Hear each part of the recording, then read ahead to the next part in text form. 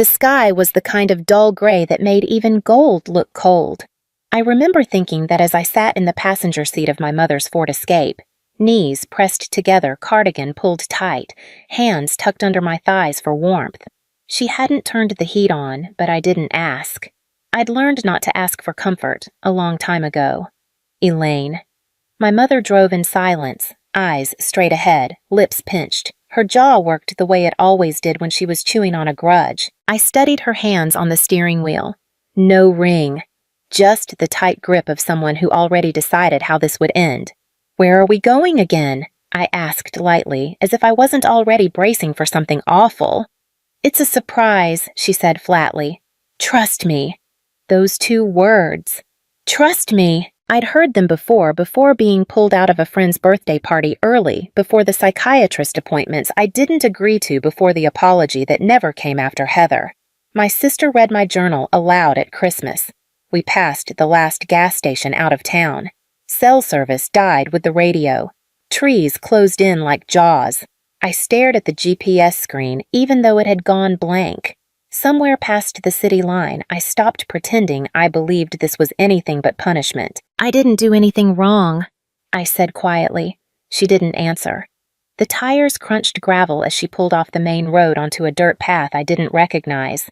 No signposts, no other cars. The forest swallowed the light and my stomach turned electric.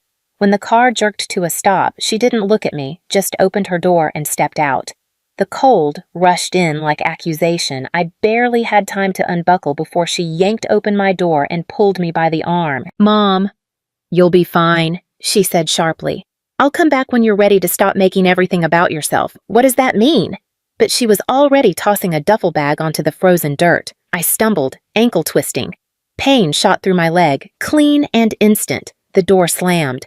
She walked back to the driver's side. Didn't look back. The taillights blinked once red against the white bark of bare trees, then disappeared. And just like that, I was alone. No wheelchair, no phone, no coat that could hold back that kind of cold. Just me, a duffel bag and a patch of woods, so quiet it felt like God had left early. But here's the part she didn't know. Someone was already watching. I don't remember falling asleep only the moment I woke up. The cold had burrowed into my spine. My limbs were stiff, my fingers curled like old leaves. The forest had gone quiet. Too quiet, not even wind. Just the low hiss of frost settling into dirt. I shifted my body trying to sit up, and the pain flared from my ankle all the way to my ribs. I bit down hard, not to scream, but to stay present. I couldn't afford to be anything but alive. That's when I heard it. A snap, the clean break of a twig under weight. Not wind. Not some squirrel, too heavy. I froze. Another sound, a shuffle. Then nothing. I pressed my back tighter against the wooden legs of the deer stand, breath shallow, every instinct screaming to make myself smaller. Then I saw them boots. Not hiking boots. Leather old, crusted with dirt. Worn but solid. Whoever wore them wasn't new to the woods. They didn't move. I don't know how long I stared. Seconds, maybe longer. Long enough to wonder if I was hallucinating. Long enough to think, if this is the end, let it be quiet. Then the boots stepped forward, a tall figure. Coat hood pulled low. No weapon, no flashlight, just a backpack slung low on one shoulder. He knelt carefully like I might spook, and without saying a word, unscrewed a plastic water bottle and held it out. My hands shook as I reached for it. He noticed. He didn't react. Next came a heavy flannel jacket. He draped it over my shoulders like someone tucking in a child. Still not a word. I wanted to ask who he was, why he was out here, but my throat felt torn and raw. The cold had stolen my voice. Instead, I watched as he gathered a few fallen branches and with quick, practiced strikes, sparked a flame. The fire was small but real. Heat light proof. I wasn't dead yet. He reached into his bag again and handed me a half-eaten granola bar. No wrapper. Just held out like it wasn't the first time he'd done this. I ate it in silence. Hunger, louder than fear.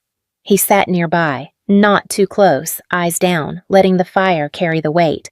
Then just as quietly as he came, He stood, pulled his hood tighter, and disappeared into the trees. No name, no goodbye, but I wasn't alone anymore. And that was the first thing she didn't plan for. Morning came slow and colorless, just a faint thinning of the darkness, like the world wasn't quite ready to let me go. The fire had died down to soft gray ash. My hands wrapped inside the borrowed flannel were stiff with cold, but I could still move. That counted for something. My ankle was worse, swollen now. Any weight sent pain lancing up my side. I tore a sleeve from the duffel's extra shirt and tied it tight using a broken branch as a makeshift cane. It was crude, but I wasn't planning to walk far. Just far enough to not die, exactly where she left me. Each step dragged, not just because of pain, but because every tree looked the same. Every patch of ground felt like a question I didn't know how to answer. Then I saw it, a square of white against the brown leaves, paper. I nearly walked past it thinking it was a scrap from my duffel or trash left by hikers, but something about the way it was folded, neat, careful, made me stop. I bent down and picked it up with numb fingers. It was a page from my journal. I stared at it blinking. My old handwriting. Sharp letters, uneven margins, a sketch of a willow tree I drew when I was 15, the same one Heather laughed at before she tore the page and threw it across the kitchen. But this page wasn't torn. It wasn't dirty either. No mud, no rips, just placed on the back, in a different handwriting, steadier. More adult, 6 words were scrawled in pencil. You deserved better. Keep walking. I stood frozen. This wasn't an accident. This wasn't luck. Someone had found my journal. Someone had kept this page, and someone had brought it here. Not to hurt me, but to guide me. I looked around. The forest hadn't changed, still silent, still watching. I tucked the page into my coat pocket like a fragile passport and kept moving. Then 20 feet ahead, another scrap of paper. This one burned at the edge, still legible. A sentence I remember writing when I was 12. And just like that, the path through the woods wasn't aimless anymore. Someone had left me a trail, and I was going to follow it.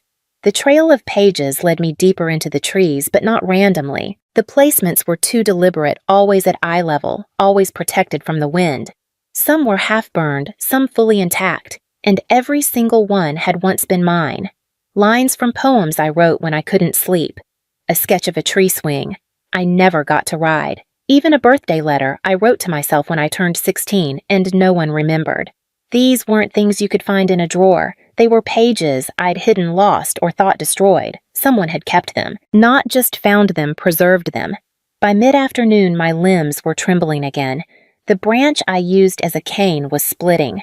My breath left in cloudy bursts as the wind picked up, pushing me toward something I couldn't name. Then I saw it.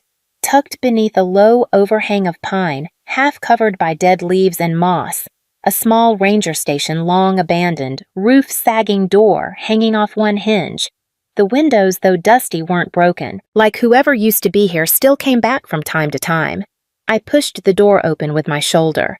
The hinges groaned, but gave way. Inside, it smelled like wood smoke and thyme. Dust curled in the corners. Rust on the doorknobs, a battered desk stood beneath the far window, and sitting on it a laptop. Old scratched its plastic casing faded to gray, but it was on. The dim green light of a solar charger blinked quietly in the window frame. I stepped closer, disbelieving. The screen glowed. A browser was open. A blog, Basic Anonymous. No name, no face. But the title of the top post stopped me cold. She was never broken. They just needed her to be. I sank into the old desk chair, its joints creaking under my weight. Scroll post after post. Paragraphs lifted from my journals woven with commentary. Someone had been writing about me, not mocking, not pitying, remembering. There were entries from years ago. March 2019. She stopped writing after her sister laughed at her, but the words didn't stop, they just got quieter. July 2021. When they said she was dramatic, what they meant was she told the truth. I covered my mouth with one hand, trying not to make a sound. The cold on my skin had faded, replaced by something hotter. Deeper recognition. Whoever had written this had seen what no one else had, not just the pages, me, and then buried between two longer entries, one line. "If no one listens to her story, I will." My chest tightened. Someone had been watching long before that night in the woods, not with malice, but with memory. I thought of a boy from high school, Noah Linley. Quiet, the kind who never interrupted. He once asked me why I drew willow trees in every sketchbook. I told him they looked like they were trying to hold themselves up.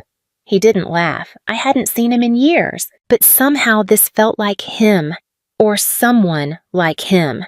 A witness silent and steady, not a rescuer, just someone who never forgot I existed, and in that moment, I knew I wasn't just walking toward safety. I was walking toward the truth. The town was smaller than I remembered.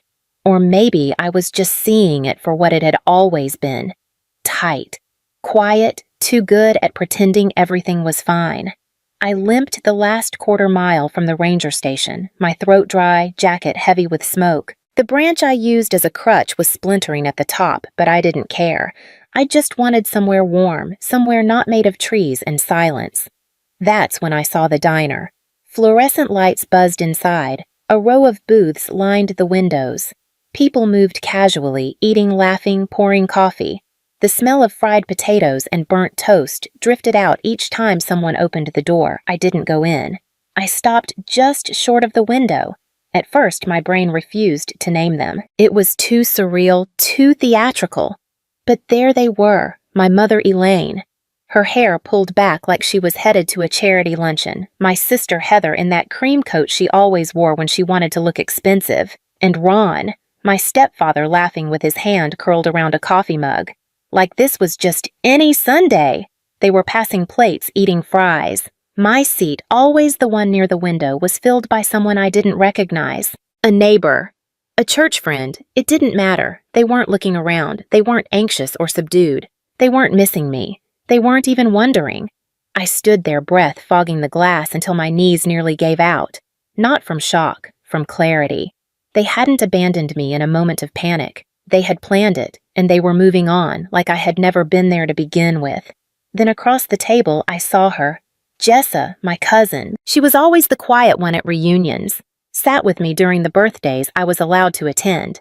Once braided my hair while we watched old VHS tapes on mute in the basement. Now she was older, sharper around the eyes, and she saw me. Her fork froze mid-air. Her shoulders stiffened. She looked directly at me through the glass. For a moment, the noise in the diner faded. Jessa mouthed 2 words. "I'm sorry." Not rushed, not ashamed, just real. And with that, she looked down. Didn't say anything to the others. Didn't stand up, but I remembered something. Weeks ago, I'd heard her voice in the hallway right after Elaine and Heather had whispered in the kitchen for over an hour. Something about clearing space and not being able to handle her mood swings anymore. Jessa had paused. She'd lingered. She'd known something, maybe not everything, but enough, and she hadn't said a word.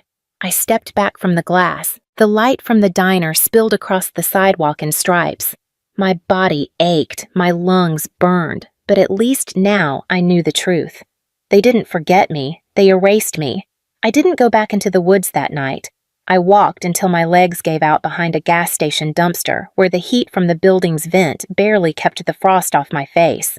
When the sun came up, I dragged myself to the edge of downtown, the old part of town where the sidewalk still had brick under the cracks. I didn't know what I was looking for. Maybe just somewhere I hadn't already been forgotten. That's when I saw it. A small, narrow building with tall windows and hand-lettered signage that read, Halston Books and Sundries. I'd been here once as a child. My father had taken me before a church event. Let me pick out a bookmark with a pressed daisy inside. I hadn't thought about that day in years. The bell above the door chimed softly as I stepped inside. The warmth was dry, almost dusty, but it wrapped around me like something familiar. Behind the counter, a man looked up from a crossword. Older, kind eyes, sweater with elbow patches. Someone built out of quiet years. He blinked slowly. "Well, I'll be—" I stood still, unsure if I should speak. "You're Marla Quinn, aren't you?" he said. I hesitated. "Yes." He nodded once like he'd expected me eventually. Your father asked me to give you something if you ever came through. I frowned. My father.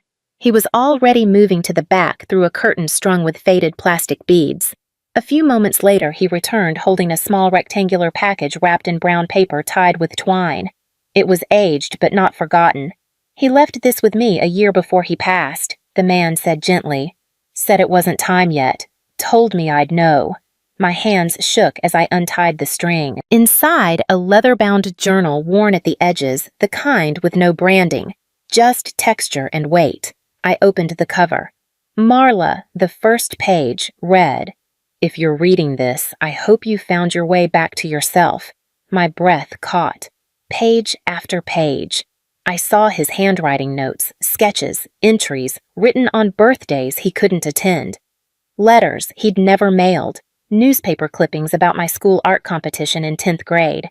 A printout of my high school transcript. He'd been watching. Not in the way my mother accused controlling or possessive, but in the way someone does when they've been forced outside the story and are still trying to stay close.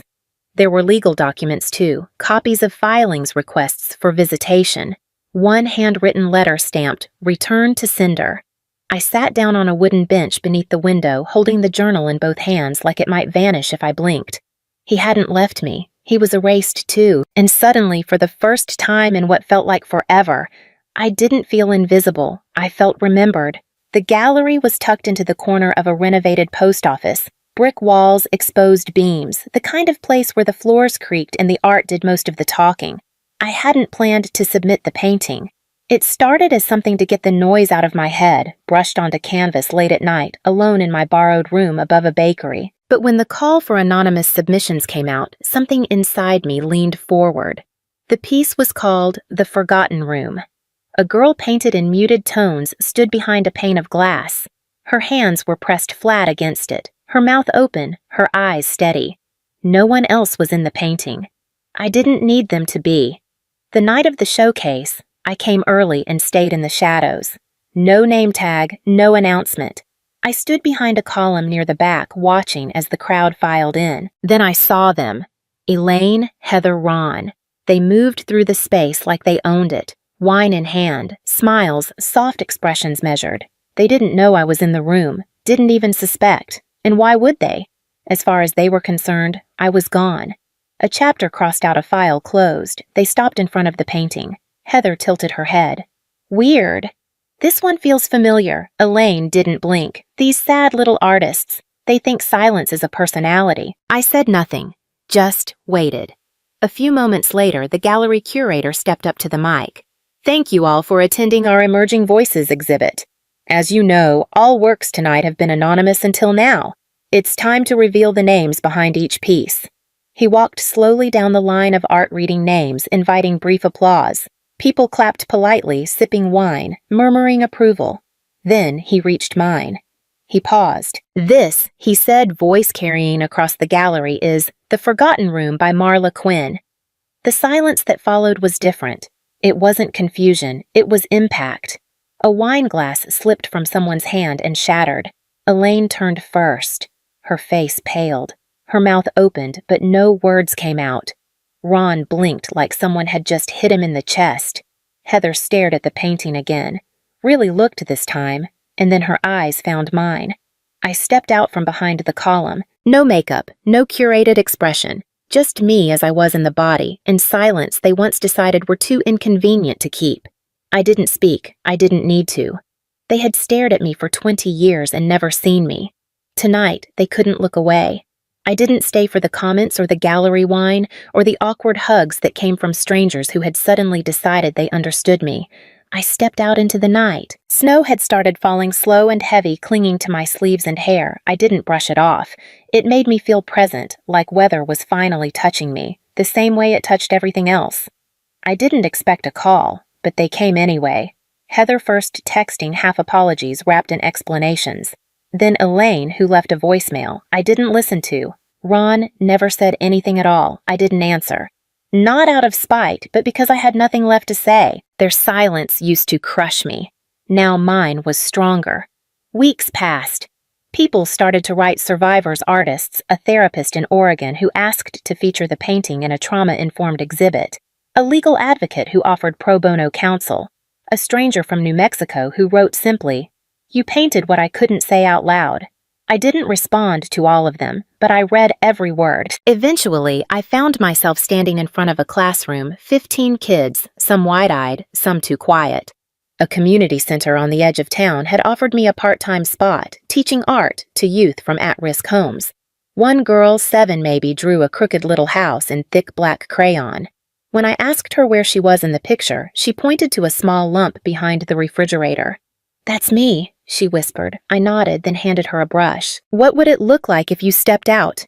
She stared at the page for a long time, then dipped her brush into yellow. Drew a sun, big, clumsy, bright. That night, I stayed late and fired a small sculpture in the center's kiln, a porcelain phoenix, one wing cracked, perched on a charred branch. I didn't smooth the damage, I glazed it with ash, left the crack visible. When I placed it beside the painting in the gallery's permanent wing, I wrote one sentence on the label beneath it. "Not everything broken stays broken."